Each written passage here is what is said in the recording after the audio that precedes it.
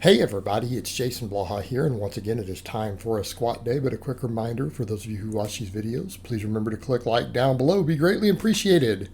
Right now I'm working on just tightness and control more, so I built up to, again, a heavy single, went up to 505, and I paused it, because what I'm trying to do is work on that control, work on that power, that ability to stay tight. And if I can pause stuff and I can stay tight, the strength is going to go up. It's going to be there. I don't want to always be trying to rely on, technique and levers for everything all the time, or a stretch reflex to bounce. I'm just trying to get brutally strong again as I continue to compete again. I just want to get brutally strong, and that ability to pause things like that. This is where we build real strength. Now, that being said, from this angle, and it gets hard to tell from this angle, I'm a hair unhappy with that depth. I'm not gonna lie and say I'm super happy, but I paused it, which means for that foot and knee position, I don't really know if I can go lower. So I do need to play with that just a hair. Maybe work on getting the hips back a little more so we can hit depth easier. The good mornings and stuff can help with that. But that's where that is.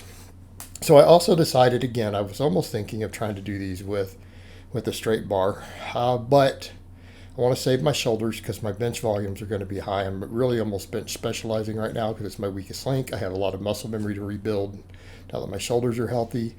So I'm going to use specialty bars for anything else other than the heavy squatting. And I'm trying to do pause work here. And these weren't too bad. I just did 3x5 with the Cambered bar with 315 for pauses. If I'm going to use this bar, obviously this is a baseline. I need to work that weight up. But I tried to get good solid pauses. Again, didn't overly fatigue myself on these. Not a big deal. Not trying to beat myself into the ground. But I do want to get that pause stuff in. And I'm going to have to play with the footings and things a little bit because I feel like right now, I don't know, it could be this camera angle though, because when I've done these same depths, I think from a full frontal view, it looks deep. I've messed with some of it, from a side view, it looks deep with my own camera.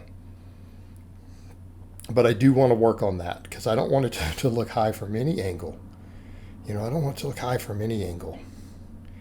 It's just not good, especially with how strict they're judging USPA. But if I work on just the pauses and everything, it's not going to matter because I have the strength out of the bottom, even if I get the footing a little better.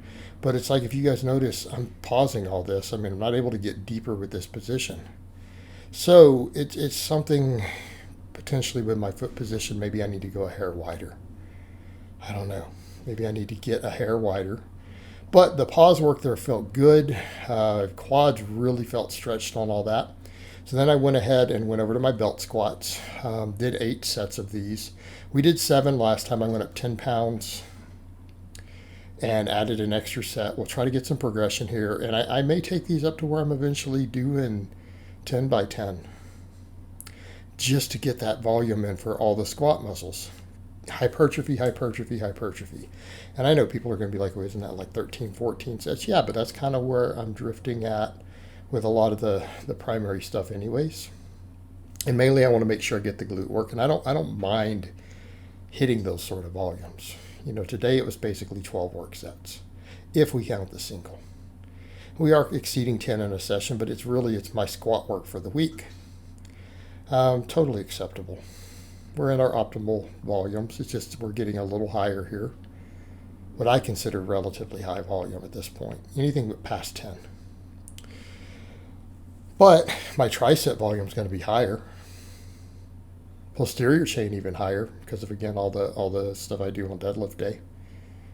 But I want to make sure the glutes are getting work because I know my glutes need more work for even my deadlifting. All this squatting volume, especially wider stance, we work a lot of glute. And arguably, the squatting is the best glute stuff. I almost thought about going in and working glute bridges or hip thrusts back in. And as much as I like them, when I look at the accumulated research, I don't know that they really can beat any sort of squatting for glutes. Okay? And we have to remember that when you look at all that data, people try to say that, because of the EMG stuff, right? Brett Contreras. here's your problems there. Number one, head-to-head in hypertrophy study, the one big one that was done, back squats beat the hip thrust for glute hypertrophy. Not to mention quad and everything else. They beat it. Straight up beat it. When we look at our studies of contracted versus stretch position, that's the biggest flaw when we start talking about, well, we need a stretch position, we need a contracted position. Even the same bodybuilder stuff, that's all we got to squeeze at the top. Like, hey, you better up your dose, bro. Because studies don't show contracted position to be that good for hypertrophy. Like, if you were to skip and only do half a rep, the stretch position, half of the rep versus a contracted position, produces way more muscle in the lab. Contracted positions just don't hypertrophy that well. They can have some joint angle specificity.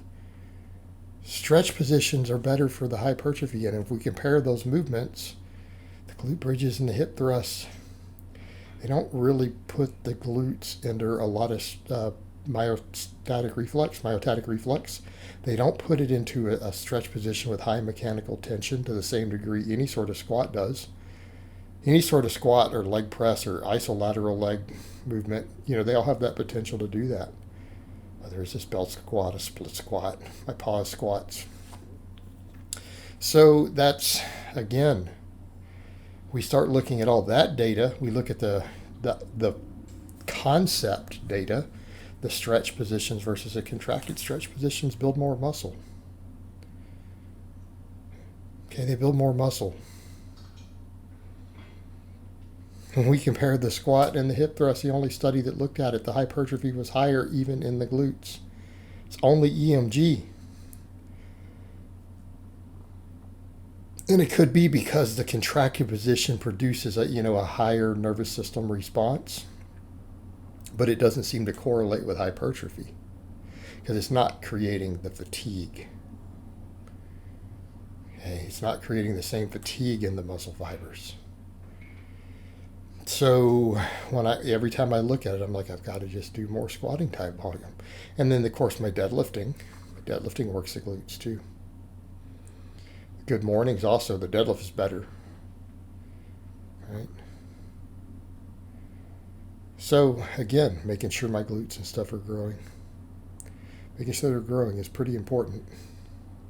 Because, again, I feel like low back and glutes might be my biggest limits in my deadlift. I think they are in my squats also. So I need to be looking in that direction. But again, it comes down to picking the exercises that work.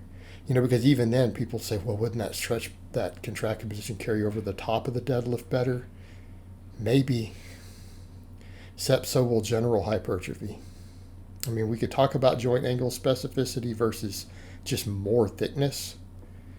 More hypertrophy will win every single time. It'll win every single time. But overall, good training session. Like I said, not super happy with that depth, but I was happy with the strength. The weight felt good. I felt like I could have done a second rep. Paused. So I hope it has been informative, and I'll talk to you guys next time.